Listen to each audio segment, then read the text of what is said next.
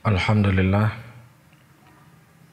alhamdulillah hamdan katsira tayyiban mubarakan fih, mubarakan alaih, kama yuhibbu rabbuna wa yarda.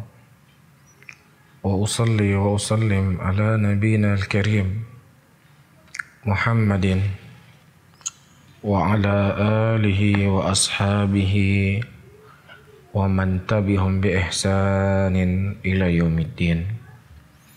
Saudara-saudaraku kaum muslimin dan kaum muslimat, sahabat pendengar radio Sirtit Aceh 96,1 FM di mana saja bisa mendengarkan radio kami, apakah melalui udara ataukah melalui live streaming di Facebook. Mudah-mudahan pertemuan kita di malam hari ini adalah pertemuan yang dicintai dan diridhoi oleh Allah Subhanahu wa taala. Perlu kita ketahui, kita sebagai seorang muslim harus memiliki keyakinan apapun yang ditetapkan oleh Allah Subhanahu wa taala di dalam syariatnya, ataukah ketetapan Allah Subhanahu wa taala secara kauniyah dalam kehidupan kita, maka ketahuilah itu di atas hikmah dan ilmu yang dimiliki oleh Allah Rabbul Alamin. Tidak sesuatu apapun yang Allah Subhanahu wa taala syariatkan disyariatkan dalam Islam kecuali di situ ada kebaikan untuk hamba-hambanya. Allah yang lebih mengetahui apa yang terbaik untuk hambanya karena Allah yang menciptakan kita. Ketika kita berbicara tentang masalah mobil, misalkan Toyota, pasti kita semuanya sepakat kalau urusan mobil Toyota itu diserahkan kepada Jepang. Karena Jepang yang membuat mobil tersebut. Jadi dia yang lebih paham tentang kondisi mobil Toyota. Jangan kita bawa mobil Toyota itu kita tanya kepada orang di Belanda. Kan orang Belanda tidak memproduksi mobil Toyota. Kita cerdas dalam masalah ini. Tapi ketika dalam masalah keimanan, yang tentunya keyakinan kita kepada Sang Pencipta, kepada Sang Pembuat Syariat, tentunya harus lebih yakin. Karena di balik itu ada hikmah yang sempurna, apa yang ditetapkan oleh Allah dalam syariatnya dan apa yang telah Allah tetapkan dalam kehidupan kita. Saya contohkan dan contohnya sering saya sampaikan. Terkadang sebagian orang berpikir, kenapa ya Allah gak menciptakan manusia semua kaya sehingga tidak terjadi kesenjangan, tidak terjadi kecemburuan antara satu dengan yang lainnya. Atau sekalian saja semua miskin, agar tidak saling cemburu. Tolong atau coba kita buka akal kita sedikit. Sedikit saja kita buka akal kita. Kalau seandainya Allah Subhanahu wa taala menciptakan manusia semuanya dalam keadaan kaya raya, apakah akan berjalan kehidupan manusia? Tidak akan berjalan kehidupan manusia. Tidak akan ada yang mau pergi ke sawah. Tidak akan ada yang mau membangun rumah Anda. Tidak akan ada orang yang mau membersihkan atau menarik sepiteng rumah Anda ketika sudah penuh. Anda tidak akan bisa makan, Anda tidak akan punya tempat tinggal. Karena setiap Anda mendatangi orang untuk membangun rumah Anda, bermain dengan pasir, mengangkat semen, Anda mau bayar saya berapa? Kalau Anda bisa membayar saya 1 meter dengan harga 20 juta, saya bayar Anda 30 juta. Tidak akan ada perputaran kehidupan manusia. Begitu juga kalau seandainya semua miskin, gak ada yang kaya. Siapa yang akan membeli beras kita? Semua orang pergi ke sawah mencari rezeki dengan dia menanam padi. Cuma masalahnya siapa yang akan membeli sawah tersebut? Siapa yang akan membayar sawah tersebut? Siapa yang akan membeli beras tersebut? tidak akan berjalan kehidupan. Oleh karena itu Allah Subhanahu wa taala menciptakan manusia, ada yang kaya dan ada yang miskin. Dan Allah Subhanahu wa taala telah memberikan solusi dalam syariat yang agungnya, ya, bagaimana agar kesenjangan ini tidak terjadi. Disyariatkanlah namanya zakat. Orang yang mampu memberikan zakat kepada orang tidak mampu.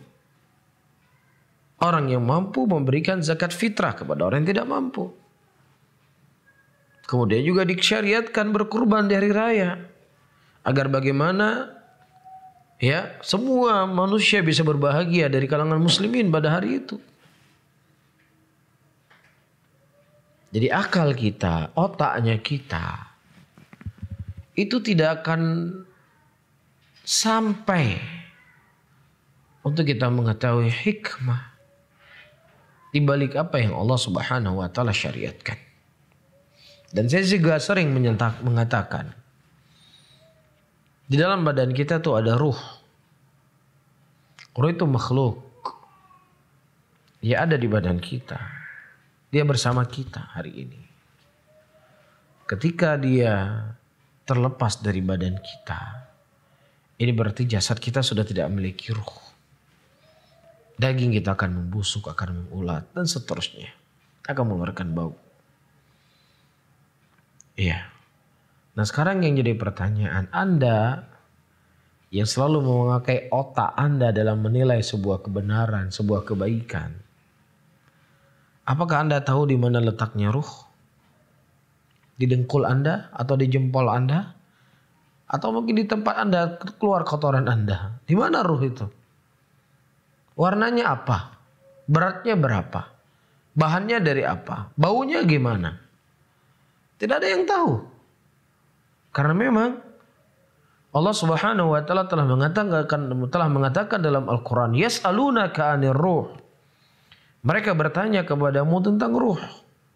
Dan tidak ada pengkhabaran yang Allah khabarkan tentang ruh tersebut kecuali sedikit saja. Ada sebuah video yang tersebar.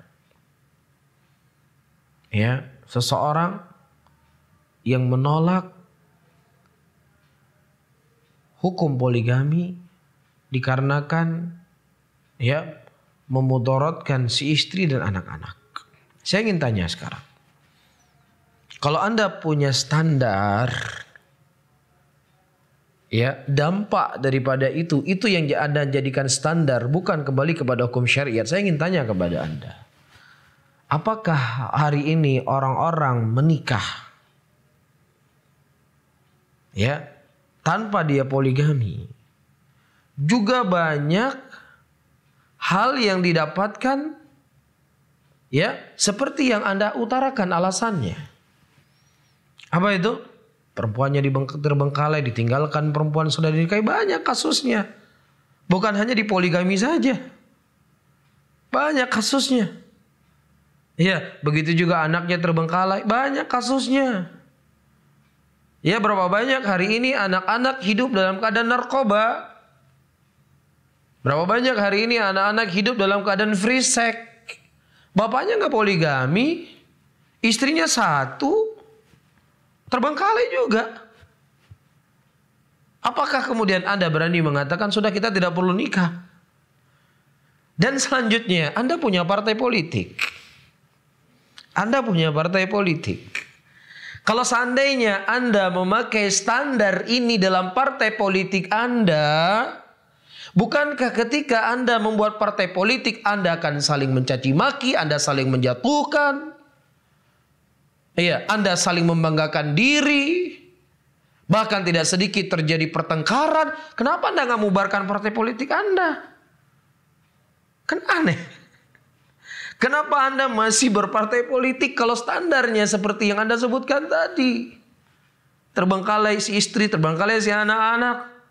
Lah partai politik yang Anda bangun hari ini, berapa banyak tercabik-cabik persatuan masyarakat Indonesia?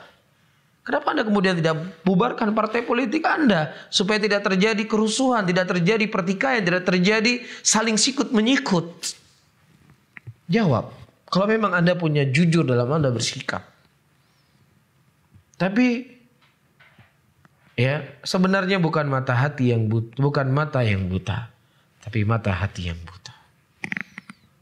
Ya, syariat Allah lah syariat yang agung, syariat Allah syariat yang mulia. Iya, ketika ada seorang suami, dia membiarkan atau tidak mengurus istrinya, maka dalam hukum Islam itu haram. Apakah istrinya 1, ataukah istrinya 2, ataukah istrinya 3, ataukah istrinya 4, tetap haram. Nggak dibenarkan. Ya, sehingga Anda jangan hanya melihat dari satu sisi, dan ini menunjukkan ya kedangkalan akal Anda. Saya nggak mengatakan ilmu Anda, karena memang Anda nggak mengerti tentang apa itu Islam. Tapi saya berbicara ini menunjukkan kedangkalan akal Anda. Akal itu yang Anda selalu dewa-dewakan, akal itu yang selalu Anda menganggap hebat, Anda menunjukkan kebodohan dan ketololan Anda dalam menyikapi sebuah timbangan. Dan saya ingatkan Anda dengan firman Allah Subhanahu wa taala, "Lau kana min indi ghairillah lawajadu fi ikhtilafan katsira." Kalau seandainya sesuatu itu datang dari sisi Allah, maka seandainya sesuatu itu datang bukan dari sisi Allah, maka akan terdapat perselisihan yang sangat banyak.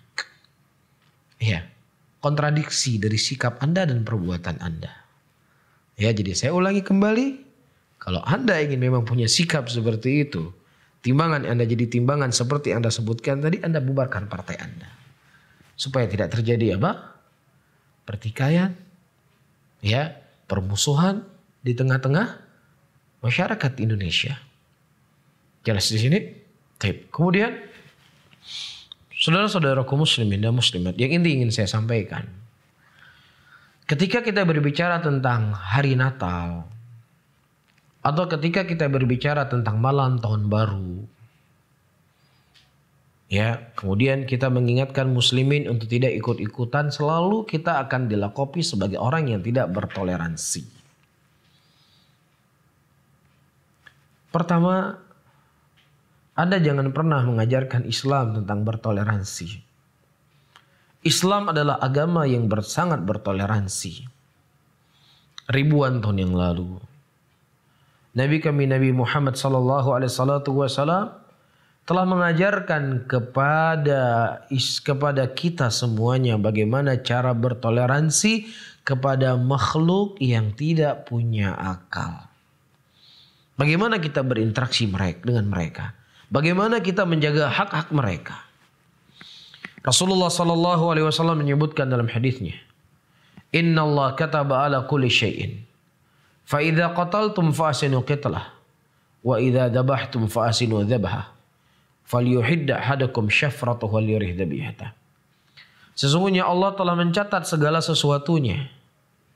Dan apabila engkau hendak membunuh, maka bunuhlah dengan cara yang baik.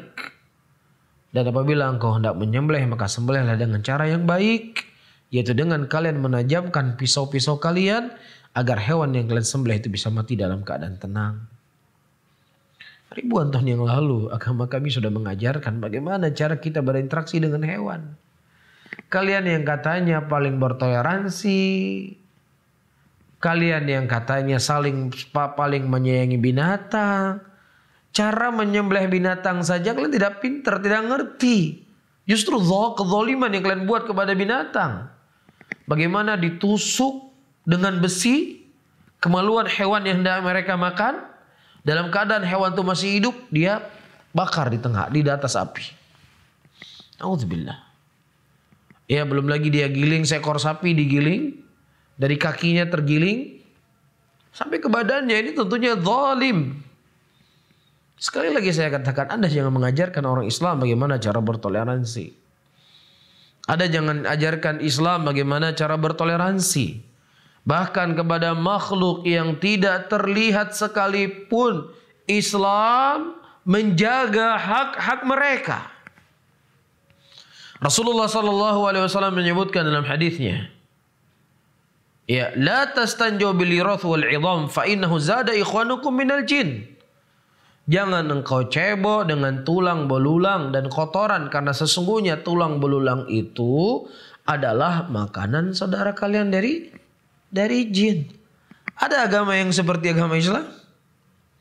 Ada agama yang mengajarkan sesuatu yang lebih bijak dibandingkan agama Islam? Wallahi nggak pernah akan ada. Nah, ketika urusan binatang saja begini diatur dalam Islam, nah bagaimana lagi dengan manusia yang punya akal? Ya, tentunya akan lebih dijaga dalam Islam. Rasulullah sallallahu alaihi wasallam menyebutkan dalam hadisnya, "Idza kuntum thalatha." Apabila kalian sedang bertiga, maka jangan yang dua saling berbisik-bisikan, tidak diajak bicara. Yang satunya tidak diajak bicara, fa innahu yuhzinu. Karena kamu membuat dia sedih. Dan ini berlaku siapa saja. Mau dia muslim ataukah dia non muslim. Ketika kita sedang duduk bertiga, kita kenal dengan non muslim tersebut, kemudian kita dua saling bisik-bisikan, kita tinggalkan dia. Rasulullah melarang. Perasaan itu dijaga dalam Islam. Perasaan dijaga. Iya, bahkan ketika para ulama menjelaskan hadis, "Man kana yu'minu billahi wal yaumil akhir falyaqul khairan." Faman kana yu'minu billahi wal yaumil akhir falyukrim jarahu. Barang siapa yang seorang beriman kepada Allah dan beriman hari akhir, hendaknya dia memuliakan tamunya. Dan ketika para ulama mensyarah, maksud daripada tamu di sini adalah apa? Muslim dan kafir. Ya, tetangganya maksud saya, muslim dan kafir. Ketika tetangganya non-Islam, kita juga harus berbuat baik kepada mereka. Rasulullah mengatakan memperbanyak kuah dan kemudian dibagi kepada tetangga. Masuk dalamnya juga adalah siapa? Non-muslim. Masuk dalamnya non-muslim. Bahkan Syekhul Islam Ibnu Taimiyah rahimahullah ketika menyebutkan asnafuz zakat dengan mu'allafatu qulubihim, yaitu ingin diambil hatinya, beliau berfatwa bolehnya kita memberikan zakat kepada orang-orang non-Islam dengan maksud dan tujuan untuk mengambil hati mereka. Dan tentunya tidak cukup waktu dan juga keterbatasan ilmu yang saya miliki. Bagaimana Islam adalah agama yang sangat bertoleransi. Namun ketika itu sudah urusan dalam koridor agama, yang itu sudah menjadi ciri khas agama, maka apa? Lakum dinukum waliyadin. Agama kalian adalah agama untuk kalian, agama kami adalah agama kami. Sehingga saya sangat cukup tertarik dengan ucapan seseorang dan nggak perlu saya sebutkan namanya. Dia berkata dalam masalah keyakinan nggak ada toleransi. Dia ini setahu saya orangnya non-Islam. Dalam masalah keyakinan itu nggak ada toleransi, nggak ada pembicaraan toleransi. Karena keyakinan adalah keyakinan yang sudah tetap, yang nggak bisa diubah. Yang ada toleransi adalah muamalah. Yang seperti kita sebutkan tadi. Ya, dia punya sakit, kita datangi. Dia butuh bantuan, kita datangi. Tetapi ketika sudah urusan koridornya adalah agama mereka, maka apa? Kita harus ada pembatas. Lah di negara-negara kafir yang kalian, wahai orang-orang pengikut orang-orang non-Islam, yang taklid dengan kehidupan mereka, saya ingin tanya kepada kalian semuanya, apakah di Amerika, tidak perlu jauh-jauh di Singapura, apakah boleh orang Islam mengumandangkan adzan sampai keluar dari masjid? Nggak dibolehkan. Kenapa kalian tidak protes? Kenapa kalian tidak protes? Ini tidak lain adalah sesuatu di hati kalian. Ya memang kebencian kalian kepada Islam dalam hati kalian berwujud dengan perbuatan kalian. Iya. Sehingga saudara-saudaraku muslimin dan muslimat, sahabat pendengar Radio Siar Tauhid Aceh, saya tegaskan kembali. Silakan kita bertoleransi dengan silakan kita bertoleransi dengan orang-orang yang non-Islam. Silakan. Anda bantu apa yang ingin Anda bantu dia, silakan. Iya, Anda ingin memberikan dia uang, memberikan dia hadiah, mempekerjakan dia di tempat Anda, silakan. Tapi ketika sudah masuk dalam lingkup agama, maka ini harus kita perhatikan baik-baik. Ketika orang Nasrani memperingati hari Natal, yang keyakinan mereka adalah hari Natal adalah hari lahirnya Tuhan Yesus. Nasrani meyakini Yesus itu sebagai anaknya Tuhan. Keyakinan mereka lahir pada tanggal 25 Desember. Itu pun kalau seandainya kita membaca literatur tentang keyakinan orang Nasrani. Pada waktu itu orang-orang Nasrani mereka datang ke Yunani. Dan kebetulan Yunani itu mereka punya keyakinan Tuhan mereka lahir pada tanggal 25 Desember. Nah si Nasrani ini supaya agamanya itu mudah diterima, Tuhan kami juga lahir di hari yang sama. Makanya sebagian gambar-gambar foto Yesus dari keyakinan orang-orang Nasrani itu selalu ada gambar Yesus dan ada gambar mataharinya. Karena itulah dewa yang disembah oleh orang Yunani supaya mudah diterima ya agama Kristen pada waktu itu di situ, sehingga mereka apa? Mengatakan Tuhan kita sama-sama lahirnya tanggal 25 Desember. Ya, ini dari literatur yang saya baca. Cuman yang paling terpenting, saudara-saudaraku muslimin dan muslimat, sahabat pendengar Radio Sirtuit Aceh, Anda sebagai seorang muslim yang berkeyakinan kul huwallahu ahad, Allahus somad, lam yalid wa lam yulad wa lam yakul lahu kufuwan ahad. Katakanlah bahwasanya Allah itu esa, Allah itu satu. Iya. Dan Allah tempat kita bergantung. Dan Allah tidak beranak dan tidak diperanakan. Dan tidak ada sekutu baginya. Ini adalah sebuah keyakinan yang gak ada lagi toleransi di sini. Ini keyakinan, saya ulangi kembali, yang tidak ada lagi toleransi. Jadi Anda sebagai kiai, Anda sebagai ustadz, jangan kalah pinternya dengan orang non-Islam. Anda jangan jadi goblok. Ya, kemudian mengajak muslimin untuk sama-sama ke gereja, sama-sama memperingati hari Natal. Ini masalah keyakinan, sudah tidak ada lagi toleransi. Apa keyakinan kita? Allah itu satu. Allah itu tidak beranak dan tidak diperanakan. Nah ketika Anda sama-sama memperingati bahagia hari kelahiran Yesus, berarti ketika Anda bahagia, Anda menyetujui tidak keyakinan mereka Tuhan punya anak?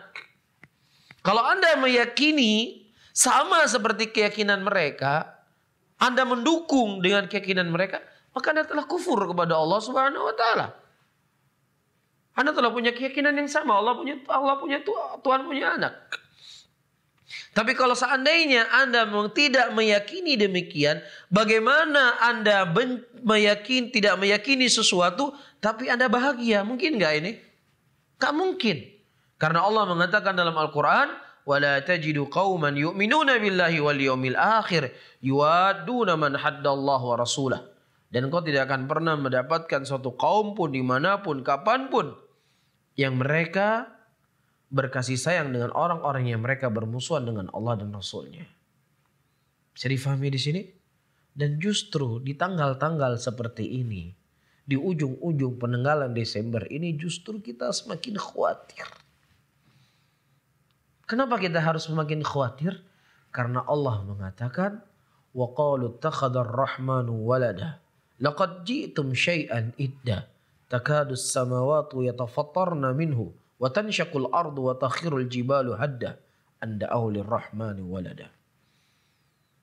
Dan ketika mereka mengatakan Allah itu punya anak, sampai-sampai langit itu runtuh, gunung itu hancur, dan bumi itu terbelah. Ketika mereka mengatakan Allah punya anak. Ini sesuatu yang kita khawatirkan. Ya sesuatu yang harus kita takuti. Jangan sampai semakin semakin tersebar keyakinan seperti ini, semakin cepat datang bencana Allah Subhanahu wa taala kepada kita. Dan demikian kita lihat, setiap akhir penghujung, setiap awal tahun selalu banyak musibah, selalu banyak bencana. Jadi apakah mungkin seorang Islam yang berakal mereka bahagia, senang mengucapkan selamat? Ya, jadi secara tidak langsung Anda mengatakan selamat hari Tuhan lahirnya Tuhan Yesus. Hati-hati. Hati-hati. Rasulullah telah mengingatkan. Ya innal abda la yatakallamu kalimatin. Seorang hamba berbicara dengan sebuah kalimat yang itu membuat Allah murka dan tidak sadar dia bahwasanya kalimat itu mengantarkan dia ke dalam nerakanya Allah. Iyadzan billah. Ya, saya tegaskan kembali, Adapun masalah toleransi, silakan kita bertoleransi dengan mereka dalam urusan apa? Muamalah. Dalam urusan pergaulan yang tidak ada sangkut pautnya dengan urusan keagamaan. Ketika sudah urusan itu adalah urusan keyakinan, maka tidak ada toleransi di situ. Lakum dinukum waliyadin. Wallahu taala alam. Bisawab, mungkin ini yang bisa saya sampaikan pada sesi pertama ini. Mudah-mudahan bermanfaat bagi saya sendiri dan juga buat hadirin dan hadirat semuanya. Wallahu a'lam bishawab. Jazakallahu khairan Ustaz telah menyampaikan materinya. Baik sahabat sekalian, selanjutnya kita akan masuk pada sesi yang kedua, yaitu sesi tanya jawab. Pertanyaan yang pertama Ustaz. Assalamualaikum Ustaz. Waalaikumsalam warahmatullahi wabarakatuh. Bagaimana cara yang benar untuk melamar akhwat kalau saya tiba-tiba datang ke rumahnya dengan mengatakan kepada orang tuanya, saya suka anak bapak dan saya ingin menikahi, khawatir orang tuanya kaget dan lamaran saya ditolak. Mohon solusinya Ustaz. Saudara-saudaraku muslimin dan muslimat, sahabat pendengar Radio Siar Tet Aceh 96,1 FM. Ya, ternukilkan dari Nabi kita Muhammad sallallahu alaihi wasallam ketika Rasulullah mengutus Julaibib radhiyallahu taala anha melamar seorang wanita. Dan Julaibib mengatakan kepada pihak keluarga, saya adalah orang yang diutus oleh Rasulullah sallallahu alaihi wasallam untuk melamar putri Anda. Ini terjadi, melamar langsung dengan diri sendiri. Tapi di sini ada rekomendasi dari siapa? Rasul sallallahu alaihi wasallam. Dan juga ada dari metode para ulama salaf dari kalangan sahabat Nabi sallallahu alaihi wasallam, ada ta'aruf atau pendekatan. Umar bin Khattab radhiyallahu taala anhu, ya, beliau pernah ingin melamar seorang wanita tetapi melalui penghubung. Siapa penghubungnya? Aisyah radhiyallahu taala anha. Jadi dari dua keadaan yang saya sebutkan tadi, Anda melihat keadaan. Kalau memang memungkinkan Anda pergi sendiri dan itu ada maslahat yang besar dan kemungkinan Anda diterima, Anda pergi sendiri. Tapi kalau seandainya memang itu kesulitan, dikhawatirkan seperti yang Anda sampaikan, Anda menggunakan penghubung. Ada orang yang amanah dan dia dekat dengan si bapak wanita tersebut. Ya, Anda menggunakan penghubung orang ini. Dia akan menyampaikan kepada orang tua. Ya, saya punya teman, si Fulan bin si Fulan, ya orangnya baik, begini dan begini, dan dia ingin melamar anak bapak. Ya, jadi boleh dengan cara yang pertama, ya karena juga waktu itu ternukilkan, ya khataba Abu Bakar wa Umar Fatimah radhiyallahu taala anha. Abu Bakar dan Umar waktu itu pernah melamar siapa? Fatimah putri Nabi sallallahu alaihi wasallam. Faqala innaha saghirah. Kemudian Rasulullah mengatakan putri saya masih kecil. Jadi menunjukkan zahir hadis Abu Bakar sendiri yang datang. Dan juga Umar sendiri yang datang melamar siapa? Putri Nabi sallallahu alaihi wasallam Fatimah radhiyallahu taala anha. Ya, sehingga saya ulangi kembali, ya, Anda melihat mana yang lebih aslah, mana yang lebih bermaslahat untuk Anda supaya lebih mudah diterima. Allahu a'lam bishawab. Baik, pertanyaan selanjutnya Ustadz dari Uli Karing.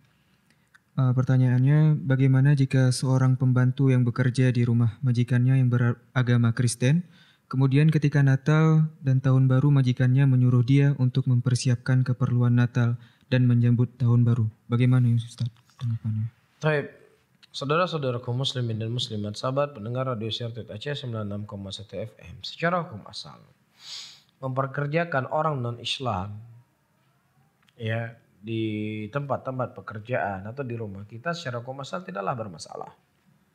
Ya, tidaklah bermasalah. Ya. Dan juga kita berusaha untuk bertujuan mengajak dia kepada keislaman.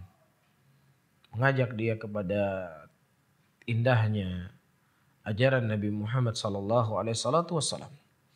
Namun tentunya tidak sampai kepada titik kita memberikan peluang kepada dia untuk apa? Untuk memperingati Natalnya. Nah, kalau seandainya dia minta cuti, ya sudah kita berikan cuti. Tapi jangan kita mendukung. Ya misalnya kita mendukung ini bonus supaya kamu bisa memperingati Natalmu. Ya atau ini silahkan kamu buat apa yang bisa kamu buat. Jangan didukung. Ya itu adalah urusan dia. Tapi ketika dia meminta libur cuti. Karena dia ingin memperingati urusan dia. Tapi kita jangan ikut-ikutan dalam acara memeriahkan Natal tersebut. Ya misalnya kita beli kado, beli hadiah, beli coklat-coklat atau apa saja yang berupa simbol Natal kita berikan kepada dia nih untuk keluargamu nanti di rumah. Tentunya ini salah, ini keliru. Ini tidak dibolehkan, tidak dibenarkan. Karena kita sudah masuk ke dalam koridor yang itu merupakan permasalahan i'tiqad. Bisa difahami ya? Wallahu a'lam bishawab. Pertanyaan yang selanjutnya Ustadz. Bismillah, saya adalah seorang karyawan di mana penggajiannya melalui transfer bank konvensional, di mana setiap bulannya mendapatkan bunga walau beberapa persen. Apakah saya termasuk pelaku riba? Kalau memang iya, bagaimana solusinya Ustadz agar dijauhkan dari riba?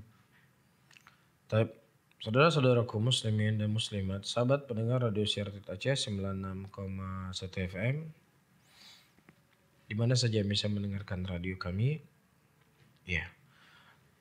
Setahu saya, ya semua pegawai pemerintah itu digaji dan gajinya dikirim melalui rekening bank. Ya. Nah, secara hukum asal seseorang tidak boleh bermuamalah dengan bank ribawiyah. Tidak dibenarkan, tidak dibolehkan. Tidak boleh kita menyimpan uang di situ. Ya, apalagi kita pinjam meminjam uang di situ. Namun ketika dikhawatirkan ya uang kita itu tidak bisa aman kecuali melalui bank tersebut. Dan juga kita tidak punya cara untuk mentransfer uang atau menerima uang transferan. Maka dalam kondisi seperti ini faman iturra ghaira baghin wala 'adin fala itsma alaih. Kalau seandainya seseorang itu dalam keadaan darurat, maka tentunya sesuatu yang tadinya terlarang maka dibolehkan dalam syariat Islam selama tidak berlebihan. Bisa difahami di sini ya. Nah, caranya bagaimana? Ya kita hanya memiliki akun saja. Kita hanya memiliki nomor rekening, tetapi kita tidak mengambil hasil dari bunga bank tersebut.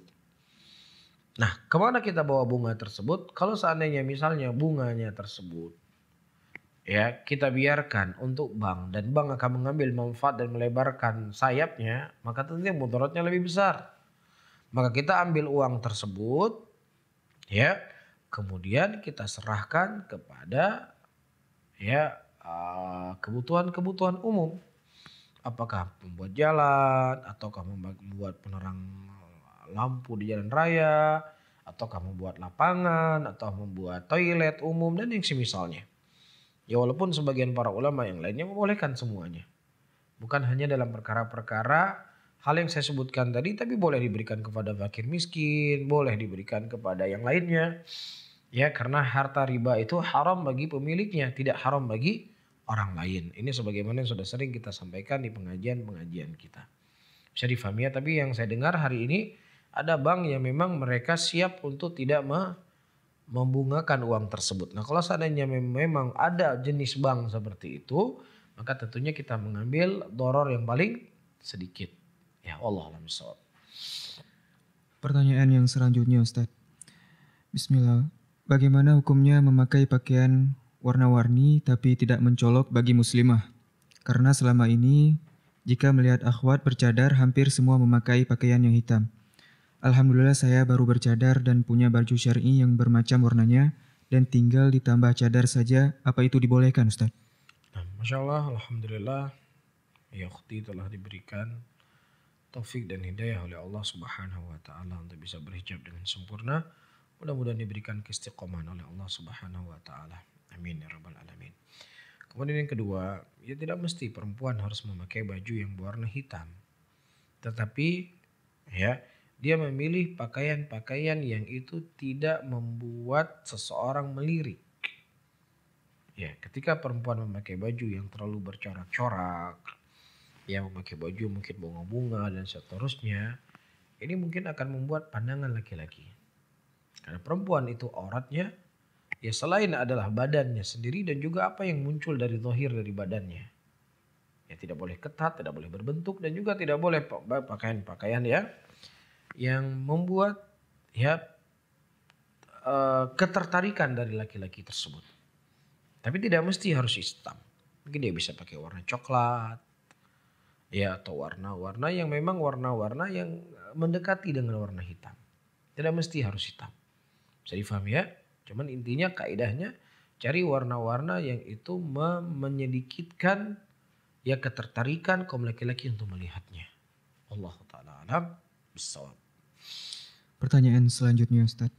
Di malam tahun baru banyak orang membuat acara, misal makan bersama, bagaimana hukumnya Ustadz? Dan juga yang kedua, di saat malam tahun baru juga banyak di masjid mengadakan doa bersama, zikir bersama. Apakah ini termasuk mengikuti dan mereka merayakan Natal tahun baru tersebut Ustaz? Dan saudara-saudara kaum muslimin dan muslimat, sahabat pendengar Radio Syartet Aceh 96,1 FM. Tidak ada makna apapun buat kita di malam tahun baru tersebut. Tidak ada makna apapun. Tidak ada makna ibadah khusus, juga tidak ada imana huruf makan-makan dan lain sebagainya. Tapi kalau seandainya memang kebetulan kita di malam itu sedang makan-makan. Kebetulan di malam itu kita sedang akan buat sate. Bukan karena malam tahun barunya, memang kebetulan pas libur. Pas ada yang mau dipanggang. Maka tentunya ini tidak kembali kepada niat masing-masing. Walaupun lebih baik ditinggalkan agar kita tidak menyerupai secara zahir dengan mereka. Ini satu hal. Hal yang kedua, ya ketika orang-orang ya mungkin di malam tahun baru dia hidup tiup trompet atau dia membuat hal-hal yang maklum yang kita lihat di tengah-tengah muslimin, maka ada sebagian muslimin yang lainnya ya sudah daripada kita hidupkan trompet, mendingan kita berzikir, mendingan kita sholat malam, mendingan kita itu dilakukan secara berjamaah. Ini adalah amalan bid'ah yang tidak pernah dicontohkan oleh Nabi SAW menghidupkan malam tahun tersebut dengan ibadah khusus. Jadi bagaimana kebiasaan Anda? Kebiasaan Anda di malam itu Anda sholat malam, ya udah Anda sholat malam. Tapi jangan harus dikhususkan pas masuk tanggal jam 12 doa bersama. Ini kan sudah pengkhususan. Iya. Nah sekarang seharusnya Anda katakan ya kalau mereka main trompet dan lain sebagainya, ya sudah kita tidur saja biar cepat bangun tidur besok subuh. Kan lebih aman. Banyak beristighfar. Banyak memohon ampun kepada Allah. Ya seperti yang kita lakukan kebiasaan kita, keseharian kita. Ya yang mungkinnya keseharian kita memang suka keluar malam, mungkin di malam tersebut kita tahan sedikit, jangan kita keluar malam. Bisa difahami ya? Karena kita khawatirkan nanti akan menjadi fitnah buat orang lain. Ya si fulan, dia ikut kajian, katanya orang yang soleh, orang yang taat, kok peringati malam tahun baru? Oh ternyata boleh mungkin. Ya sehingga jangan sikap-sikap kita itu menjadi fitnah buat orang lain. Allah alam shawab.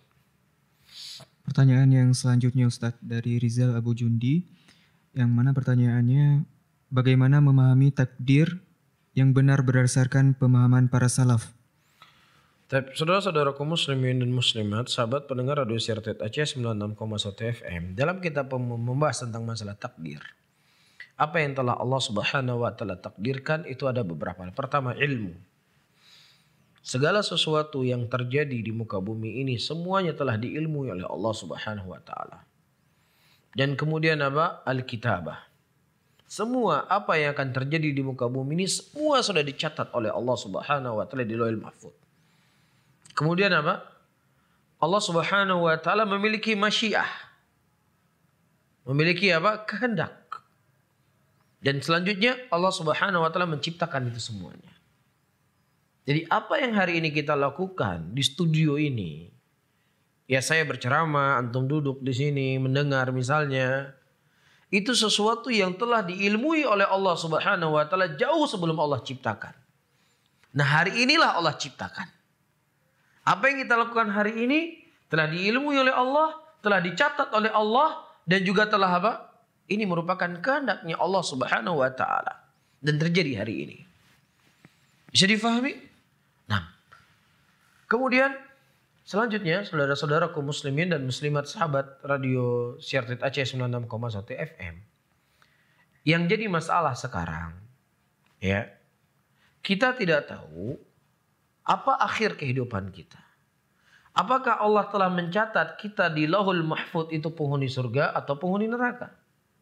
Kalau seandainya kita sudah tahu di Lauhul Mahfuz bahwasannya kita adalah penghuni neraka, ya sudah, kita nggak di sini. Yang mendingan kita ngabisin waktu dengan hal-hal yang bisa membuat orang itu bahagia. Kan begitu? Iya. Ini yang kita tidak ketahui.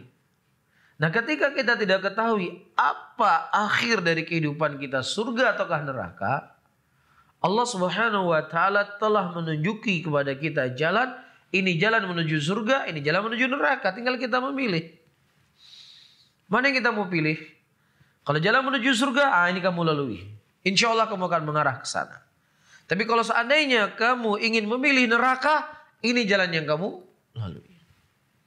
Dan demikian yang dinasihati oleh Nabi kita Muhammad sallallahu alaihi wasallam. Saya dan kita semua yang hadir di sini dan yang mendengar itu sudah tercatat di sisi Allah, kita sebagai penghuni surga ataukah kita sebagai penghuni neraka. Bisa difahami? Namun Allah memberikan kepada kita ikhtiar untuk memilih mana di antara dua tempat tersebut yang ingin kita dapati. Secara logikanya, ketika Anda dalam sebuah bangunan gedung, ya, terjadi gempa. Apa yang Anda lakukan secara tabiat Anda? Ya, saya yakin Anda tidak mengatakan, ya kalau saya mati, ya mati. Kalau saya hidup, ya saya akan hidup lagi. Dia tetap berdiri di dalam gedung tersebut dalam keadaan gempa. Saya rasa tidak. Pasti dia akan lari, dia akan cari selamat. Bagaimana mara bahaya ini bisa menyelamatkan dia? Ya, terjauhkan dia dari runtuhan gedung tersebut. Pasti dia akan keluar dari gedung. Bisa difahami ya? Kenapa dia keluar dari gedung? Karena secara tabiatnya dia, inilah jalan keselamatan.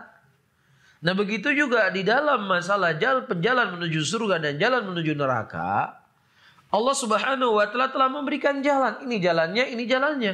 Tinggal kita mau memilih. Sehingga kesimpulannya dalam masalah takdir, kita tidak perlu tahu apa akhir dari kehidupan kita nanti di yaumul qiyamah, di hidup di dunia ini, karena kita memang tidak tahu.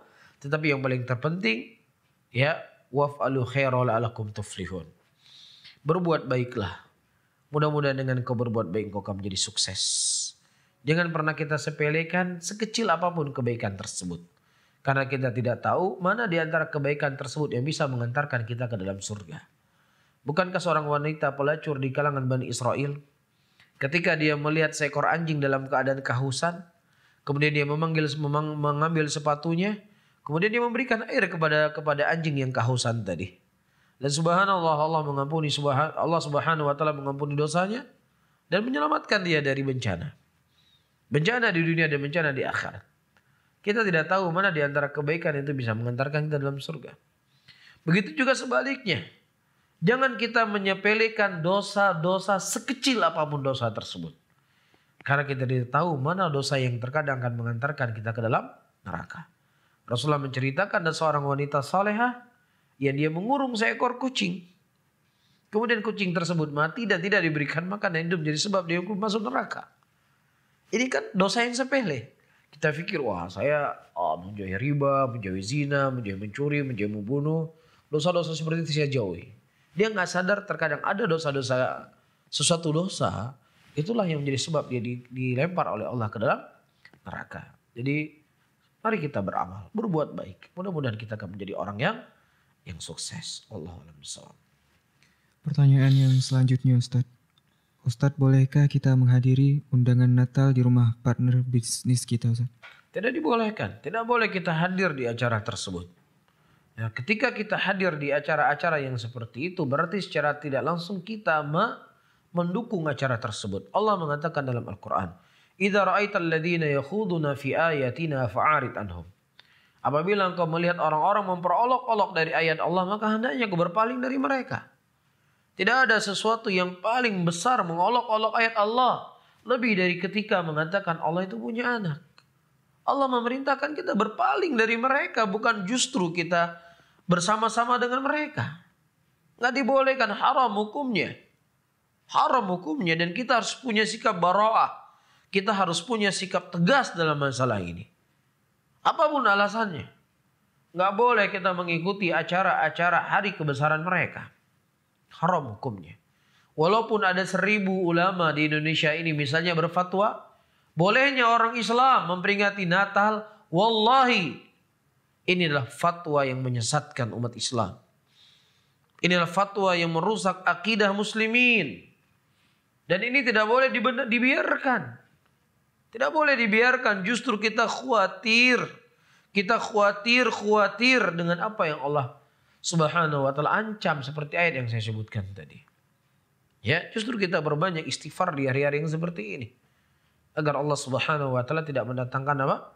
Balanya kepada kita. Wallahu a'lam bishawab. Pertanyaan yang selanjutnya Ustaz. Tentang syubhat mereka yang menghalalkan demo, mereka berdalil bahwa Muawiyah bin Abi Sufyan berbicara di hadapan manusia untuk menegakkan hukum atas darah Utsman bin Affan. Apakah ini sahih Ustaz? Taib wallahu a'lam bishawab. Insyaallah ini kita akhirkan pada pembahasannya tersendiri. Ya, kisah peperangan antara Muawiyah radhiyallahu taala anhu dengan Ali bin Abi Thalib radhiyallahu taala anhu. Banyak hal yang penting di sana, insyaallah akan kita jelaskan. Allahu a'lam bishawab. Baik, pertanyaan yang selanjutnya Ustaz. Bismillah, apakah benar Ibnu Katsir dalam kitabnya Al-Bidayah wan Nihayah membenarkan perbuatan seorang raja yang mengadakan perayaan kelahiran Nabi dan menganggap ini amalan sunnah karena di dalamnya terdapat zikir, salawat, doa maupun sirah? Atau apakah ini hanya sebuah kedustaan yang mengatasnamakan Al-Imam Ibnu Katsir? Mohon penjelasannya Ustaz. Wallahu ta'ala alam bisawab. Saya tidak pernah tahu Al-Imam Ibnu Katsir rahimahullahu ta'ala berpendapat demikian. Atau mengucapkan pendapat yang demikian. Nah, kalau seandainya Al-Imam Ibnu Katsir rahimahullah benar beliau berpendapat demikian, tentunya ya beliau bukanlah Nabi kita. Nabi kita adalah Muhammad ibnu Abdullah Ibnu Abdul Muttalib sallallahu alaihi wasallam. Ya, dan beliau adalah yang menjadi manusia panutan kita. Segala sesuatu jalan mewujudkan kecintaan kita kepada Nabi kita Muhammad sallallahu alaihi wasallam semuanya sudah dicontohkan oleh Rasulullah setelah dikhabarkan oleh beliau. Nah, sebagaimana dikhabarkan oleh Abdullah bin Amr bin As, "Ma min nabiyyin illa yadulu ummatahu ila khairin ma ya'lamulah." Tidak ada seorang nabi pun kecuali dia telah menunjukkan kepada umatnya kebaikan apa yang dia ketahui. Dan begitu juga manusia yang paling terbaik setelah para nabi dan para rasul, para khulafa ar-rasyidin, Abu Bakar, Umar, Uthman dan Ali radhiyallahu taala anhu, yang Rasulullah memerintahkan kita untuk mengikuti jalannya mereka. Fa'alaikum bisunnati wa sunnatil khulafai rasyidin al-mahdiyyin. Berpegang teguhlah kalian di atas sunnahku dan di atas sunnah para khulafa ar-rasyidin. Dan gigi dengan gigi geram kalian. Kita tidak pernah mendapatkan dari pendapat mereka. Kita tidak pernah melihat, ternukilkan dari perbuatan mereka. Mewujudkan cinta mereka kepada Nabi Muhammad SAW memperingati atau melakukan perayaan-perayaan tersebut. Dalam keadaan mereka adalah manusia yang paling mencintai Nabi Muhammad SAW. Dan yang ketiga, Al-Imam Malik rahimahullah berkata, Al-qaul yuqbal wa yurad ila sahibu hadzal qubur. Ucapan seseorang itu bisa diambil dan ucapan seseorang itu bisa ditolak kecuali siapa? Pemilik kubur ini. Ibnu Katsir rahimahullahu taala seorang alim dari ulama. Seorang ulama tafsirul Quran. Namun kebenaran itu lebih kita cintai dari segalanya. Bisa difahami ya? Allah a'lam bishawab. Baik, pertanyaan yang terakhir Ustaz. Saya pernah mendengar sebuah hadis tentang amalan seseorang yang tidak naik ke langit melainkan hanya beberapa jarak di atas kepalanya saja. Salah satunya adalah amalan seorang imam yang tidak disukai oleh makmumnya. Pertanyaannya, tidak disukai dalam hal apa yang menyebabkan amalan seseorang imam itu tidak diterima? Nah, wallahu ta'ala alam bisawab. Ya, saya tidak tahu tentang kesahihan hadis tersebut. Ya, wallahu a'lam bishawab, dan perlu saya ingatkan ketidaktahuan saya bukan berarti tidak ada ya. Tapi ini penting. Dan yang kedua, ada hadis yang semisalnya bahwa sejelek-jelek manusia adalah imam yang dibenci oleh makmumnya. Dan tentunya dibenci di sini dengan alasan yang syar'i. Ya, bukan dibenci karena alasan tidak syar'i. Ada orang misalnya pergi ke Masjid Haram Mekah. Dia bermakmum dengan Syekh Sudais. Kemudian dia benci dengan Syekh Sudais. Kenapa? Hanai kunut subuh Sudais. Benci dia. Maka dia benci tidak beralasan. Begitu juga ya, Sudais hanai baca bismillah, dia baca Al-Fatihah. Tan bingkeng tuh tekalan. Inilah benci-benci yang tidak syar'i. Ya, atau apa ini Imam Masjid Nabawi, Imam Masjid Haram satu pun nggak ada buat zikir berjamaah. Maka ini tentunya benci-benci yang tidak bermudaratkan sedikit pun imam tersebut.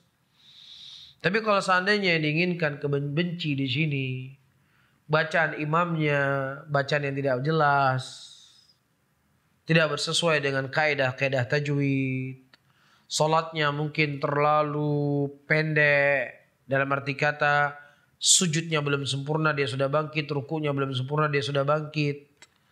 Ada sebab-sebab syar'i yang membuat makmum itu benci kepada imam tersebut, maka inilah yang diinginkan dalam hadis. Wallahu a'lam bissawab.